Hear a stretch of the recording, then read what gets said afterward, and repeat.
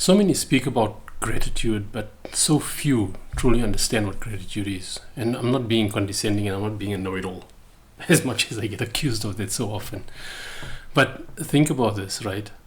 If people were truly grateful, all of us, me included, right? That sounds so superficial, but anyway, if we all were truly grateful, we wouldn't have the kind of problems that we have in our lives, nor would we have the kind of problems that we have in the world. Because gratitude doesn't destroy or create harm. Gratitude creates goodness, creates relief, creates something wholesome that everyone is looking for, but most seem to struggle to connect with it. And the reason I'm saying that most people don't truly get what gratitude is about is because how often don't you hear that you only appreciate something after it's gone? And how often do you hear people talking about gratitude journaling? Journaling is one of my favorite pet peeves, but we'll get back to that another time. Gratitude is not about what you appreciate. What you appreciate is appreciation. So what is gratitude then? Because there's a very distinct difference between gratitude and appreciation, right? If I say I appreciate you, or I appreciate something that you do, then that's just me acknowledging that I'm feeling blessed in some way, or feeling as if I've been offered something of goodness as a result of what it is that you do or what it is that you shared. That's an acknowledgement of a blessing. It's an acknowledgement of some goodness that I experience. It's not necessarily gratitude for it. Gratitude for it determines what you do with it. I'm going to just unpack this very quickly, because there's a fundamental difference between me saying I appreciate everything I have, which is where the journaling and stuff comes in, versus what am I doing with what I claim to appreciate. And a simple example, as always, is a car, right? Assume you've got a car that you really appreciate the fact that it gives you mobility, it gives you independence, it gives you opportunity, it allows you to be able to explore, to make yourself available to different experiences and earn a living and all of those wonderful things. So you appreciate the car that you have, right? But do you maintain it the way it's supposed to be maintained? Do you drive it the way it's supposed to be driven so that you don't end up causing premature wear or damage to it? Do you clean it as often as you should? Do you keep it in a good, orderly state overall? Does it reflect who you are? Well, let me change that. It does reflect who you are. Whatever state you find your car in is a reflection of who you are. Whatever state you find anything that you own in is a reflection of who you are. But I'll hopefully come back to that.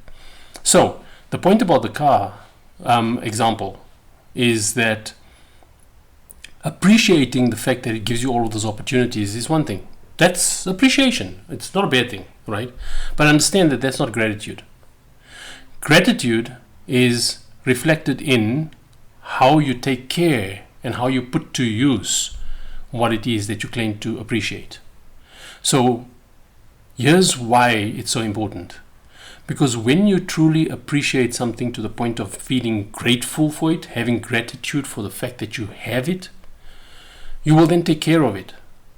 You will look to extend the benefit of it. You would look to make it more sustainable in your life. You would look to want to share that benefit with those who you care about. That's what gratitude looks like.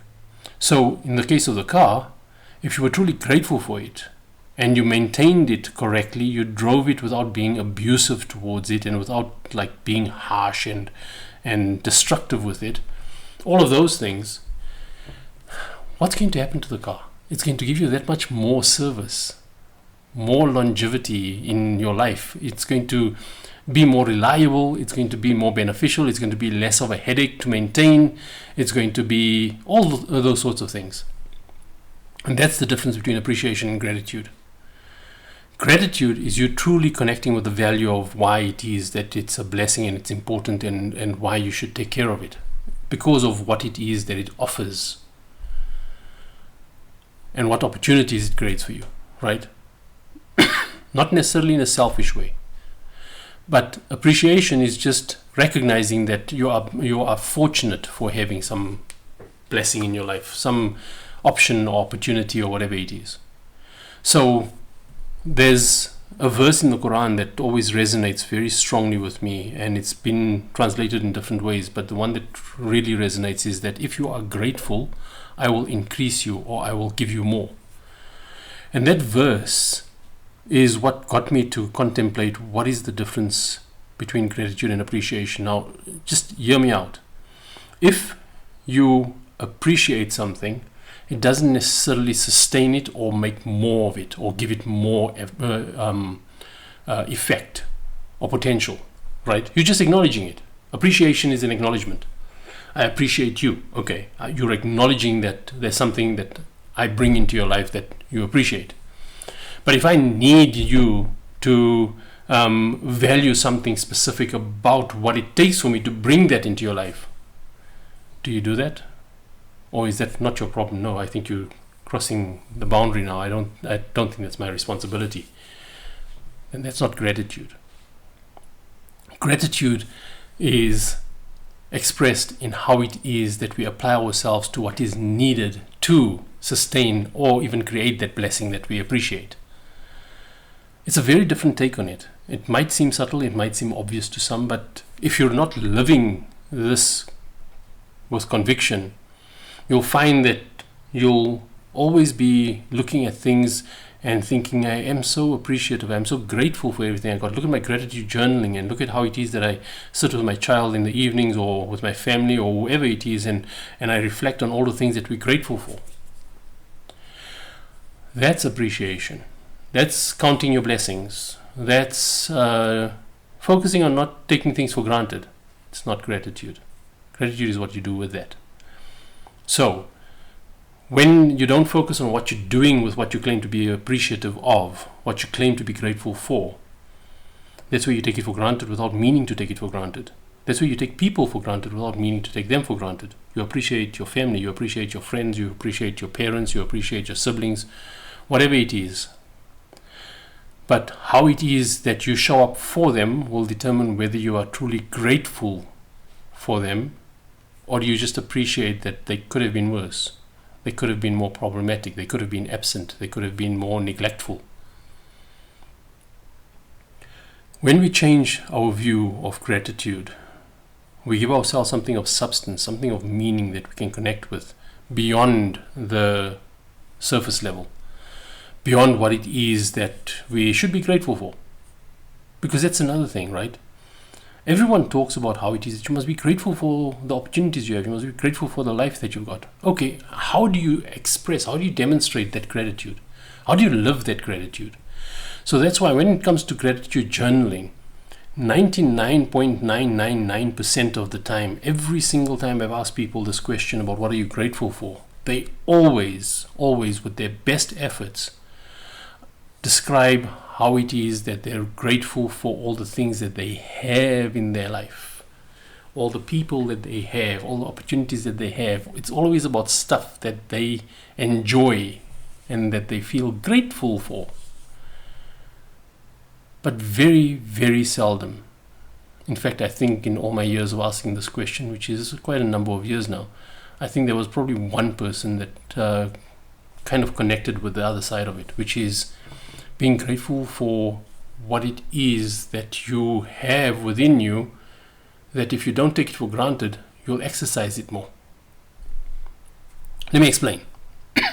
If I'm grateful for the fact that just my presence offers someone support or offers someone security or just a sense of groundedness or a sense of inclusion, comfort, whatever it is. If I'm grateful for the fact that I realize that someone who is close to me or who is important to me or who has rights over me also, if we want to reduce it to rights and responsibilities. If I'm grateful for the fact that just the role that I occupy and how I'm currently occupying that role gives them that sense of comfort, then I will be more aware of what it is that I'm doing, that what is it about me that allows them to draw that comfort, even though I'm not actively trying to comfort them. So if we're not aware of what it is that we possess as traits, as character traits, and as just intrinsic traits as being human. We'll take it for granted, and then we'll focus on how it is that others need to show up for us, how it is that they need to connect with us, express themselves towards us, realize what is important to us. Everything becomes about us, not about what impact we have. And that's the reason why we have such a massive problem in society today. And it's not a generalization. We've got big problems. Look at the state of the world and you'll see we've got big problems. Look at the state of your community and you'll see you've got big problems. Look at the state of families and you'll see we've got huge problems in society. And it's because people don't realize the impact they have. They're so focused on their own flaws and their own needs and their own insecurities and their own rights that they need to demand from others and all of that. And the shame that they carry about bad decisions that they've made, that they've lost sight of the fact that just existing in that role that they play has impact. And when you don't realize that, when you don't see the reality of that, you start assuming that the way people are behaving towards you is purely because of what they think of you, not what your contribution is to your relationship with them. And that goes both ways. So I'm not for 1 second suggesting that if you're in a bad relationship with someone or something like that, it's entirely your fault. The point is that when it comes to the self-awareness and realization and gratitude and all of that, it's about becoming aware of what is your contribution towards the state in which you find yourself and the state of the relationships that you share with people. And then holding yourself accountable for that contribution. And that's where things get complicated. Because the moment you have two people in a relationship and the one person's awareness of their contribution is there and the other person's awareness is there, you're going to end up with one person always feeling responsible and the other person always feeling entitled. And that's a very awkward truth for most people to accept. Because most of the time we want to believe that we're good, we're virtuous, we're sincere, we're well-intentioned. So if I treat you badly, it's because you gave me a good reason to. Nah. It doesn't work like that. If you're treating someone badly, it's because of what you are capable of giving in that moment. You can't give what you don't have, so you can only give what you do have, right? So if you are not grateful for who you are, for what it is that makes you the individual that people experience when you're in their presence, if you're not grateful for the goodness, for the potential that you have, for the innate attributes that you have, for your ability to offer comfort even though you might not be in a good space yourself, all of those things. If you're not grateful for that, for the fact that you still have that within you, I call it the alchemy of the soul, where we are capable of creating something out of nothing, because we don't have to have joy and happiness around us for us to be able to create joy, the alchemy of the soul. And if you don't connect with that reality, it's a reality, it's not a perception, it's not a philosophy, it's not a theology. It's a reality. It's not an ideology either, whatever ologies you want to throw at it. It's really just a simple truth that if you realize that your presence has impact, you look at life very differently. Then you become more grateful for the impact you are capable of having, and you want to exercise that more beneficially rather than always lamenting and feeling sorry and licking your wounds and hiding your shame and all of those things. You won't spend time on that because there's nothing to be grateful for about that. What gratitude should we have for the fact that we feel shame for ourselves?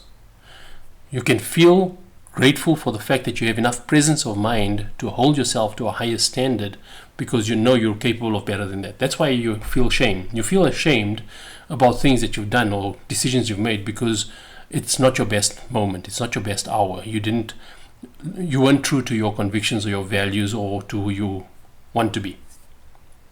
Now, you can either go through life hating on that or regretting that and reflecting on that forever and ever and ever because you were such a bad person and you hurt so many people and you did so many bad things. Anything beyond the remorse that you feel for that and the steps you take to rectify, remediate, reconcile whatever it is that you need to do or that you are capable of doing to make right what it is that you got wrong. Anything beyond that is self-indulgence, self-pity. It's got nothing to do with the true impact that you had or how it is that you got something wrong. And that's how we keep ourselves grounded in the past. We keep ourselves anchored in that moment and become defined by that, and then that becomes our struggle, our war cry, our battle cry, to say, you don't know what I've been through, and I did this and I did that, and I feel so ashamed and I feel so terrible, and look how they're still struggling because of me and all of that. If you feel that way, then do something about it. Because that will show that you have gratitude for your ability to be able to do something about it. And you have got the ability to do something about it. You don't have to have resources and wealth and power and influence and a massive network to be able to have positive impact. You just have to be grateful for what it is that you have within you intrinsically, innately.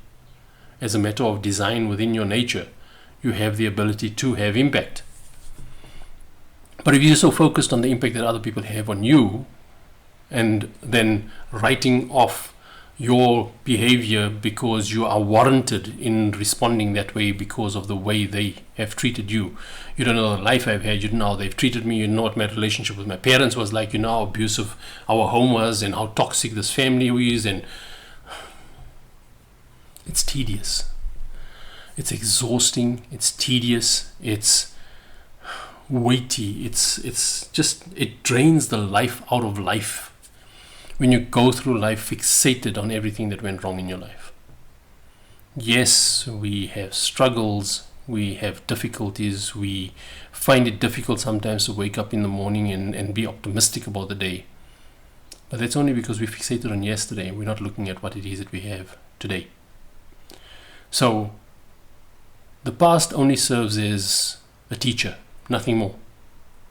It doesn't serve to define what the future should look like. It only serves as a teacher so that you can be grounded in the reality of what it is that you currently have available to you to work with relative to where you're at, so that you can do something positive with it going forward. And that is gratitude.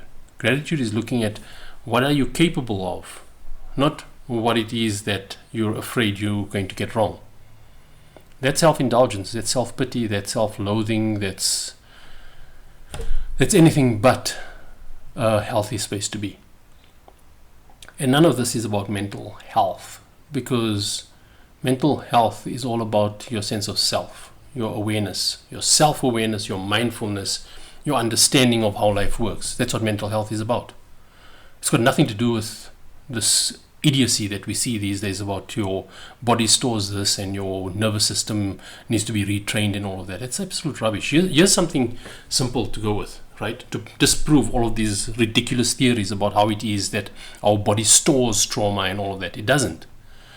The fact that we can still see evidence of trauma in our bodies means that consciously and subconsciously we're still holding on to the traumatic experience. That's why your body will reflect it. If you let go of it, your body doesn't reflect it anymore, and it doesn't be retrained. Hence the previous conversation I had about how life is like a practical joke. It's a moment of realization that gets you to switch from feeling duressed to feeling optimistic, or to feeling joy, or feeling happy. And in that moment, you don't have to retrain your nervous system to tell you that, okay, no, we're not under threat anymore, so please, nervous system, regulate, shut down, calm down, just please behave. Because we're not under threat anymore, you need to regulate yourself so that we can enjoy this next moment of happiness that is offered here. Yeah, it's rubbish. It doesn't make sense, and the less sense life makes, the more stress you experience. The less things make sense to you, the more coping mechanisms you need and the more defense mechanisms you need, because that's what is going to secure your place with other people, with people that matter to you, or even people that don't matter to you. You just don't want to be seen as weak or as pathetic or as a failure. So then the coping mechanisms and defense mechanisms, that becomes your armor. That becomes how it is that you want people to experience you. Because if you drop that armor, if you take away that shield, that mask, you don't think they're going to like what they see. You don't like what you see. That's why we go through all these elaborate efforts to make ourselves appear more competent than we are, or more capable than we are, or more strong than we are. And it's all because we don't appreciate the truth about who we are, the reality of who we are. the choices we've made, why it is that we were incapable at the time of making a better choice. And that's why I said the past is a teacher, nothing more. The past gives us feedback to work with, gives us information to work with. So if you're going to abandon that information in favor of how you feel about that past, you're literally taking the teacher and throwing it out the door, and you then hoping to make better decisions in the future. It's crazy. That right there is insanity. To take away good information, solid evidence that informs your perspective, and to treat it with shame and block it out because it's like, oh no, I don't want to feel that. I need to be protected from that. Coping mechanisms. So if you're not grateful for who you are, life becomes a struggle. And I'm not talking about grateful for who you are as in like, oh, look at me, kumbaya, I'm such an amazing person and everything from me is goodness and love and light and all of that. No. If that was the case, the world would be full of radiance and spiritual elevation. It's not. The more we believe that we are all that, the lower we sink into this abyss of mental health. We need to be more realistic about life. We need to be more practical and more understanding of who we are and how life works. And you're not going to find that on the other side of coping mechanisms and defense mechanisms and gratitude journaling. You're going to find that through actually living those things that you profess to believe in. Living it. Not professing to believe in it and sharing your views with the whole world about how it is that this is what you stand for. The moment you have to tell people who you are, you don't believe it yourself. You need them to believe it so that you can take comfort from them seeing you that way. You owe yourself more than that. So just back to this nonsense about how your nervous system is making you do this and your body is making you do that and your gut is influencing this and all of that.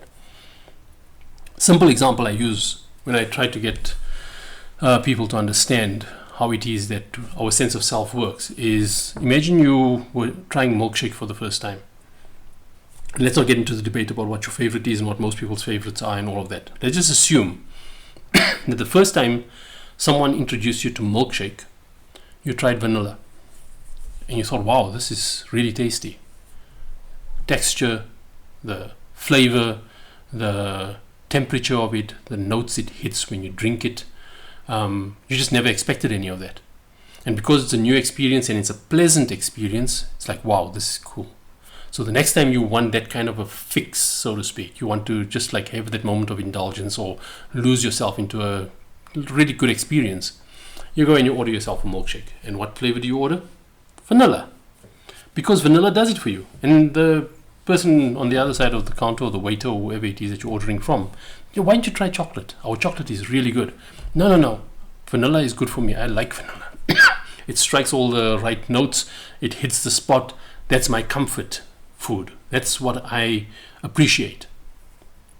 And that's how I feel good because that's what I need. So you go vanilla for a while. Until eventually you either get tired of someone nagging you to try chocolate, or you get to the store and they say, sorry, we're out of vanilla today. The only thing we've got is chocolate. And you say, oh, what the hell? Let me try chocolate. And then you try chocolate milkshake. And in that moment of your first sip of chocolate milkshake, it's like, oh my God, oh my word, oh wow. I never thought it would hit more spots than what vanilla hit. I didn't think it would actually be experienced with so much more fulfillment and so much more pleasure. And in that moment that you had that first sip of chocolate milkshake, chocolate now became your favorite, no longer vanilla. That wasn't because you trained your nervous system, or because you had to retrain your taste buds, or because you had to convince yourself that chocolate hits all of these additional notes and vanilla only hits those notes. So comparatively speaking, if we look at it objectively and we compare the results and everything else, then, chocolate should be the one I should go for. It's none of that. It's that experience of the value of drinking chocolate milkshake, how you experienced it, that convinced you that that's what you want, not that anymore. That's what being human is all about. It's about experiencing the value of something and then developing the conviction to say the value of that is more important than what I used to have. So that's why I work towards this now, not that. chocolate milkshake. You didn't have to drink it for 21 days to develop a good habit and then decide, okay, no, chocolate milkshake is really good. The moment you have to do that, you're not convinced about the value of it. You're looking to convince yourself about the value of it. So that will have its place. Because sometimes we need to go out of our comfort zone, and the comfort zone itself is the result of a lack of gratitude for what you're capable of. So when we have these daunting experiences, because it just seems like something that we're going to get wrong or we're going to fail at, and it's too important to fail at and all of that, because of that, we then resist, and then we need to try, and we need to do all these things. That's the same thing about trying. Everyone always wants to say, we're trying. You don't try. You either do or you don't. The only time you try is when you don't understand something, then you try to understand it. But once you understand it, there's no trying about it anymore. You either implement it or you don't. So, coming back to that, when we talk about retraining our nervous system and all of this nonsense, it's got nothing to do with retraining anything in your body physically. Your body reacts to how you feel. Simple. Change how you feel about something and suddenly your body reacts differently. It doesn't store anything. You're not a victim of what your body is doing. If anything, your body is a victim of what you're thinking, what you believe to be true, what you hold on to from the past, what you expect about the future. Your body reacts to that. It reacts, and there's enough science to prove this. So go and do the research if you don't believe me. There's enough science to prove that your body does not originate any thoughts. It doesn't originate any ideas. It doesn't originate inspiration. It reacts to all of that.